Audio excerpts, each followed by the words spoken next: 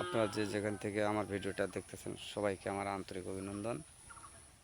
আমি একটা কথা বলতে চাই যে আপনারা জানেন তো 1988 সালে গ্রাম্য অঞ্চলে এক আত্মীয় আর এক আত্মীয় বাড়ির যখন বেড়াতে যায় তখন ওই আত্মীয় বাড়ির সর্বোচ্চ খানাপিনার ব্যবস্থা করা হয়েছে, সর্বোচ্চ মানের খাবার যেটাকে বলা হয় ডিম অথবা ডাল অথবা মাছ। আর এখন বর্তমানে যুগের পরিবর্তন হয়েছে, এক আত্মীয় আর এক আত্মীয় বাড়ির যখন আসে সঙ্গে সঙ্গে বাজারে রওনা দেওয়ার পরে গরুর মাংস অথবা খাসির মাংস নিয়ে আসে। তো অনেক পরিবর্তন হচ্ছে।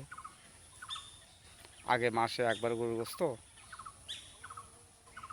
আর এখন সপ্তাহে একদিন গরুর মাংস। তো অনেক যুগে পরিবর্তন হয়েছে। তো যাই হোক, ভিডিওটা আপনারা সবাই লাইক কমেন্ট শেয়ার করবেন। খোদা হাফেজ।